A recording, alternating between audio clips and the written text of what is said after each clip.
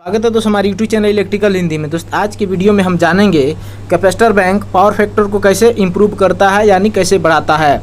क्या रीज़न है दोस्त जिसके कारण से कैपेसिटर बैंक को हम यूज करते हैं पावर फैक्टर को बढ़ाने के लिए, आज की वीडियो में हम जानेंगे। तो चलिए हम वीडियो को शुरू कर लेते हैं। सबसे पहले दोस्त हम ये समझ लेते हैं कि पावर फैक्टर इलेक्ट्रिकल सिस्टम में घटता क्यों है, क्या रीज़न है जिसके कारण से पावर फैक्टर हमारा डाउन होता है।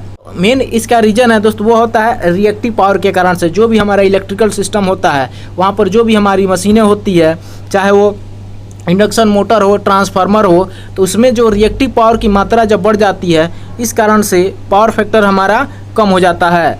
ये जो पावर होता है दोस्त, यह तीन तरह का पावर होता है। एक तो रिएक्टिव पावर होता है, दूसरा एक्टिव पावर होता है और तीसरा जो होता है वो आपका एपरेंट पावर होता है। जो रिएक्टिव पावर होता है इसका use to create magnetic field in a stator for provide starting torque, यानी किसी भी मोटर के रोटर को घुमाने के लिए मैग्नेटिक फील्ड क्रिएट करने में जो एनर्जी का यूज होता है दोस्त वो हमारा रिएक्टिव पावर कहलाता है। और जो एक्टिव पावर होता है दोस्त वो पावर वैसा पावर होता है जो एक्चुअल मोटर काम करने के लिए यानी लोड को चलाने के लिए जो पावर को कंज्यूम करता है वो हमारा एक्टिव पावर कहलाता है। एक्टिव पावर का मात्रा जब बढ़ जाता है तो उस कंडीशन में जो पावर फैक्टर होता है धीरे धीरे हमारा घटने लगता है। और जो एपरेंट पावर होता है दोस्त यह यानी इलेक्ट्रिकल सिस्टम में या किसी कंपनी में जो भी हमारा केबल गए हैं दोस्त उनमें टोटल सप्लाई जो दिया जा रहा है दोस्त वो हमारा एपरेंट पावर कहलाएगा। और जो मोटर जैसा हो गया, ट्रांसफार्मर हो गया, उनमें मैग्नेटिक फील्ड को क्रिएट करने के लिए जो पावर का यूज होता है दोस्त वो हमारा रिएक्टिव पावर कहलाता है।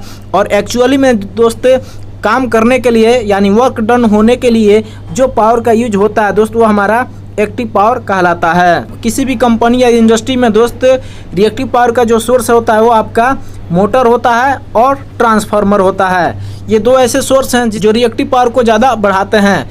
और ये आपका इंडक्टिव लोड कहलाता है। और इंडक्टिव लोड में एक्चुअली में दोस्त जो करंट होता है वो आपका वोल्टेज से पीछे चलता है, यानी करंट जो है दोस्त वो वोल्टेज से लैग करता है। तो इसलिए दोस्त जो है इसमें रिएक्टिव पावर ज़्यादा होता है। और रिएक्टिव पावर ज़्यादा होने के कारण से ही जो पावर फैक्टर होता है दोस्त वो आपका घटने लगता है। अब दोस्त हम अपने मेन क्वेश्चन पे आ जाते हैं कि आखिर कैपेसिटर बैंक में क्या रीज़न होता है कि जब हम इसको यूज करते हैं तो हमारा पावर फैक्टर जो है वह बढ़ जाता है, जबकि यह भी हमारा एक रिएक्टिव पावर ही होता है। जो हमारा मोटर होता है और जो हमारा ट्रांसफार्मर होता है दोस्त ये भी रिएक्टिव पावर ही होता है, लेकिन इन दोनों को यूज जब हम करते हैं तो हमारा पावर फैक्टर डाउन होता है। जबकि हम कैपेसिटर बैंक को यूज करते हैं तो इस कंडीशन में जो पावर फैक्टर होता है दोस्त वो आपका बढ़ने लगता है, जबकि दोनों रिएक्टिव पावर ही होता है।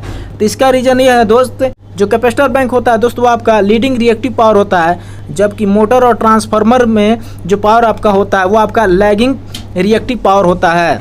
यानी जो कैपेसिटर होता है वो पावर फैक्टर को लीड करता है यानी बढ़ाता है, और जो मोटर होता है और ट्रांसफार्मर होता है जिसमें लैगिंग होता है ये पावर फैक्टर को रिड्यूस करता है। तो दोस्त जो है पावर फैक्टर जब हमारा कम हो जाता है तो कैपेसिटर बैंक को हम इसलिए यूज करते हैं क्योंकि यह लीडिंग रिएक्टिव पावर होता है, और इसलिए दोस्त जो है लैगिंग रिएक्टिव पावर को लीडिंग रिएक्टिव पावर से कंपनसेट कर देता है, जिसके कारण से जो पावर फैक्टर होता है दोस्त वो हमारा इम्प्रूव हो जाता है। जैसे कि आप इस फेजर डायग्राम में भी देख सकते हैं दोस्त, ये हमारा इंडक्टिव लोड है। इंडक्टिव लोड में जो करंट होता है दोस्त वो वोल्टेज से पीछे चलता है। जैसे कि आप वेव फॉर्म में देख सकते हैं दोस्त, वोल्टेज हमारा यहाँ है और करंट हमारा इसके नीचे यानी पीछे चल रहा है। जबकि कैपेसिटी लोड होता है यानी कैपेसिटर बैंक होता है, इसमें जो है करंट हमारा आगे चल रहा है और वोल्टेज इसके नीचे है। तो यही रीज़न होता है जिसके कारण से कैपेसिटर जो हमारा होता है वो आपका लीडिंग रिएक्टिव पावर होता है, और मोटर और ट्रांसफार्मर जो होता है वो आपका लैगिंग रिएक्टिव पावर होता है। तो इसलिए दोस्त जो है कैपेसिटर बैंक को हम यूज करते हैं तो इससे हमारा पावर फैक्टर इंप्रूव हो जाता है। तो दोस्त मैं आशा करता हूं कि ये वीडियो आपको जो है समझ में आ गई होगी। अगर वीडियो अच्छी लगी हो तो प्लीज़ लाइक कर दीजिए और चैनल को सब्सक्राइब करके इस बेल आइकन को क्लिक कर लीजिए, जिससे हमेशा आपको नोटिफिकेशन मिलती रहे। तो आज के लिए इतना ही। Thank you for watching.